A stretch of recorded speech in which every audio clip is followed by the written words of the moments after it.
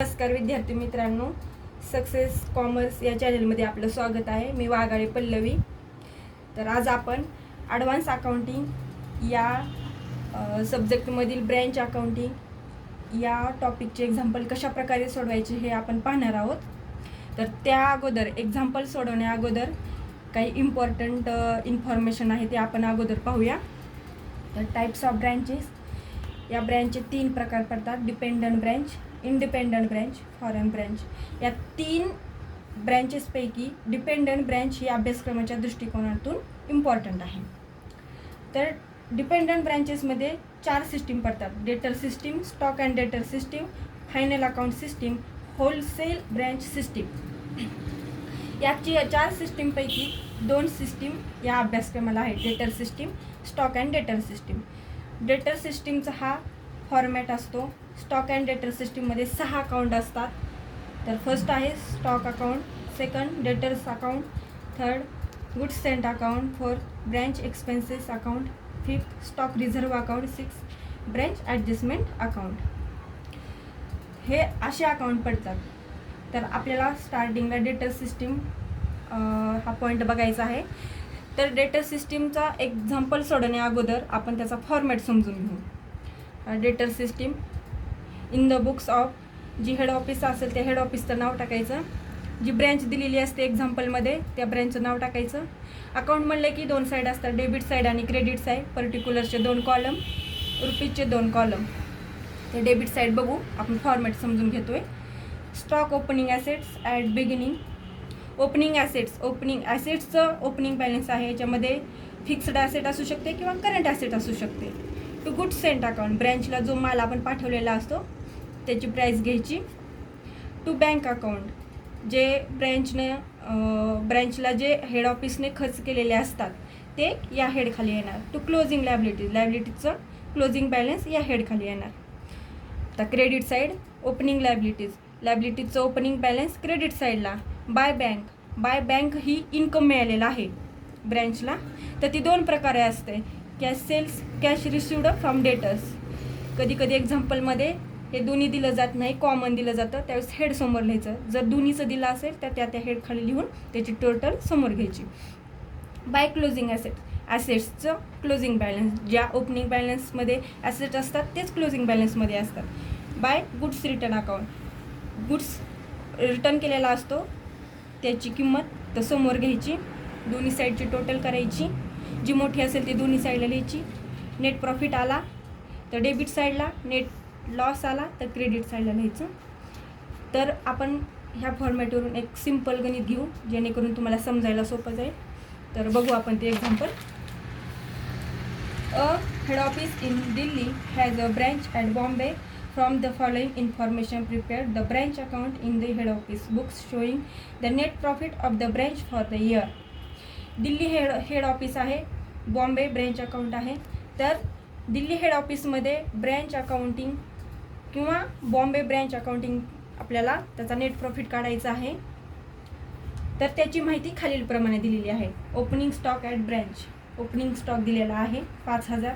Goods sent to branch 40,000. Goods return by branch 2,000. Sales process received from 50,000. Cheque sent to branch, त्याच्यामध्ये cheque पाठवले आहेत 3 खर्चामार्फत: salary, wages, rent. 2,400 आहे salary, wages 600, rent 1,000. Closing stock at branch, स्टॉकचं closing balance दिलेला आहे 7,000. स्टार्टिंगला example हे कधीही वाचून घ्यायचं व्यवस्थित आणि मग एक्झाम्पल सोडवायला सुरुवात करायची. एक्झाम्पल सोडवण्या अगोदर फॉर्मॅट हा कंपल्सरी व्यवस्थित आखून घ्यायचा. जे हेड दिलेले असतात ते हेड अगोदर लिहून घ्यायचे आराखड्यामध्ये व्यवस्थित. जर तुम्ही हेड न टाकता उदाहरण सोडवायला घेतला तर चुकण्याची शक्यता असते. त्यामुळे आपण न विसरता हेड टाकून घ्यायचे. तर बघा, डेबिट साईडला आपण opening assets at the beginning, goods Saint account, असे प्रत्येक हेड आपण ह्या फॉर्मॅटमध्ये टाकून घेतलेला आहे. तर आपण एक्झाम्पलला सुरुवात करू.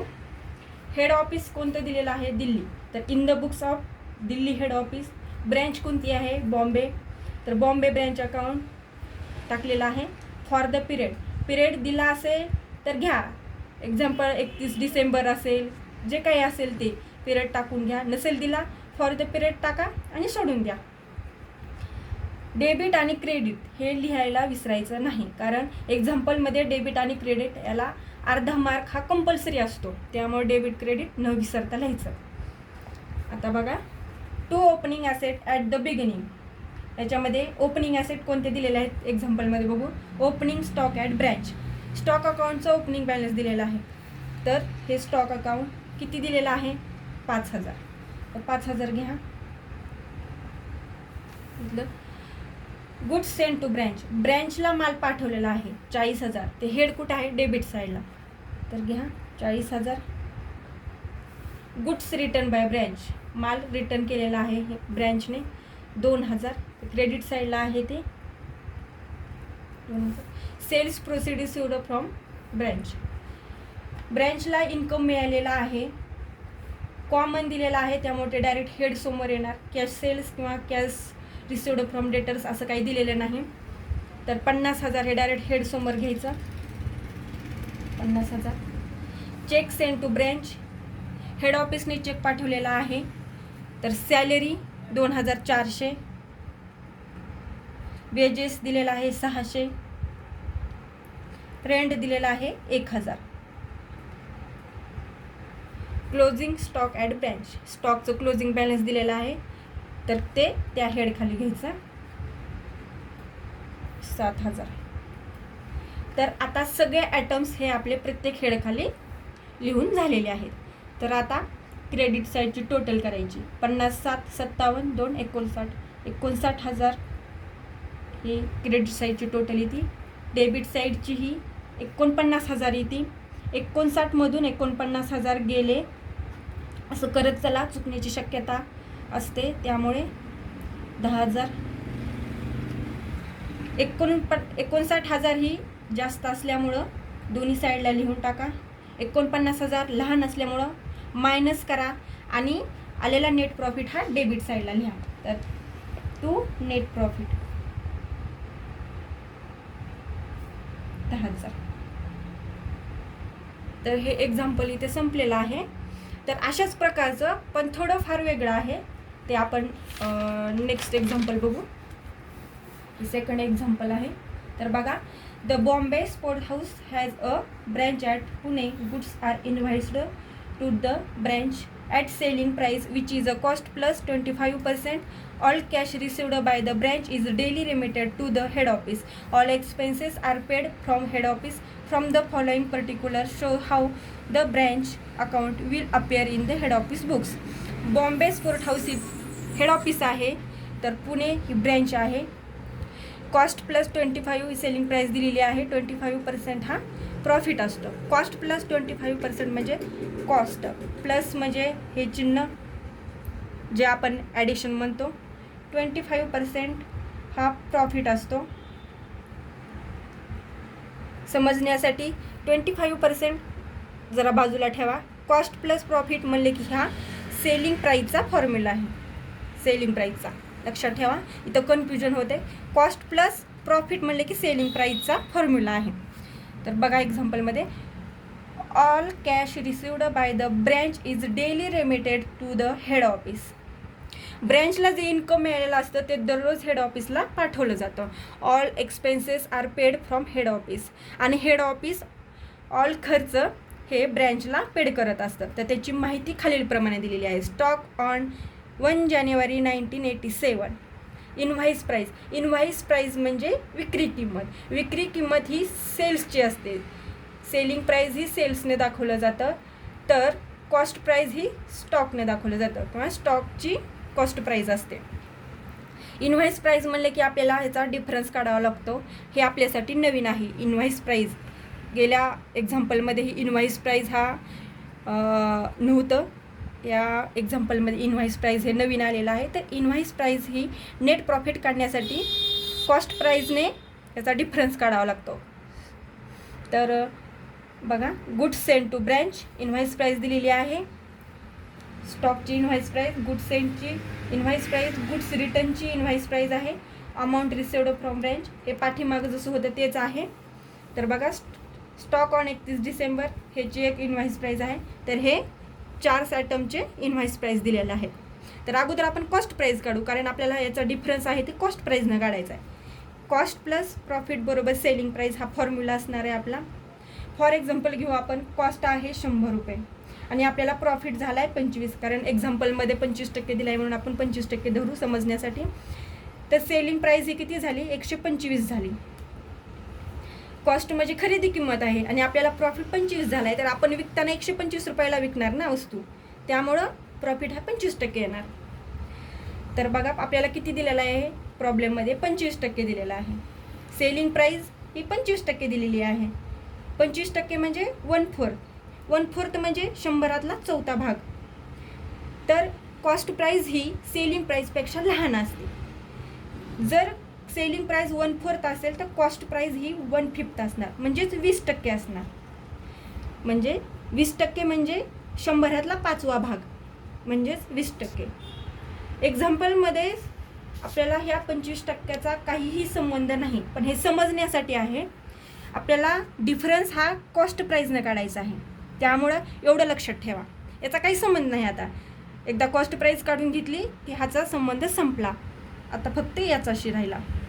तर डिफरन्स हा कॉस्ट प्राईजने काढायचा. तर आपण एक्झाम्पल सोडवायला घेऊ. स्टॉक किती दिलेला आहे, 25,000. 25,000 घ्या. गुड्स सेंड टू ब्रँच, माल पाठवला आहे 75,000चा. गुड्स रिटर्न बाय ब्रँच, माल परत केलेला आहे ब्रँचनं, क्रेडिट साईडला येणार 5,000. Amount received from branch, amount receive झालेली आहे 90,000ची, डायरेक्ट हेडसमोर येणार. चेक पाठवलेला आहे हेड ऑफिसने. तर हे 3 खर्च आहेत. Salary 6,000, rent and rates 2,000, sundry expenses 1,000. Stock दिलेला आहे, स्टॉकचं क्लोजिंग बॅलन्स दिलेला आहे, ते आपण क्लोजिंग बॅलन्समध्ये घ्या 5,000. तर हे आपले हेड टाकून झालेले आहे. तर आता आपल्याला डिफरन्स काढायचा आहे. कधीही लक्षात ठेवायचं, स्टॉकचं डिफरन्स किंवा स्टॉक हा कॉस्ट प्राईजनं काढला जातो, विक्री ही सेलिंग प्राईजनं. इम्पॉर्टंट आहे, नोट करून ठेवा वाटलंच तर. तर आपल्याला डिफरन्स काढायचा आहे. डिफरन्स हा ऑपोजिट असतो. जसं की ओपनिंग स्टॉकचा क्रेडिट साईडला येणार by difference in opening stock. 25,000 ही इनव्हॉइस प्राईज आहे, त्याची 20% काढायची आपल्याला. या शून्याला हे शून्य गेलं, हे शून्य गेलं, 0 0, 5 2 10, 2 2 4 आणि 5. 5,000 ही डिफरन्स आलेला आहे. तर घ्या. आता काढायचा गुड सेंडचा, तेही याच साईडला येणार by difference in good sent account. 75,000 रुपये सेलिंग प्राईज आहे आपल्याला दिलेली. याच्या 20% काढायची. हे शून्य गेलं, हे शून्य गेलं, 0 5 2 10, 1 7 2 14 आणि 15. 15,000 रुपये डिफरन्स येतो. आता या साईडचं कुठं गेलं, हां गुड्स रिटर्न अकाउंट, याचा डिफरन्स काढायचा आपल्याला. To difference in goods return account. Goods return account 5,000च्या 20% ही 1,000 येणार. आता आपल्याला क्लोजिंग स्टॉकचं काढायचं आहे. To difference in closing stock, तर 1,000 येणार. ही झालेला आहे आपला डिफरन्स काढून. सगळे आयटम्स लिहून झाले, डिफरन्स काढून झाला. आता क्रेडिट साईडची टोटल करायची. 95 1,20,000. 1,20,000 क्रेडिट साईडची येते आणि डेबिटची येते 1,11,000. तर 1,20,000मधून 1,11,000 गेले, 9,000 येतो नेट प्रॉफिट. तो लिहा डेबिट साईडला, तो नेट प्रॉफिट 9,000.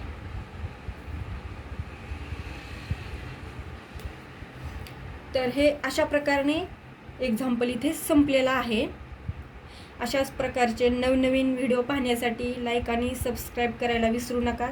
चला तर मग भेटूया आपण नेक्स्ट व्हिडिओमध्ये. धन्यवाद.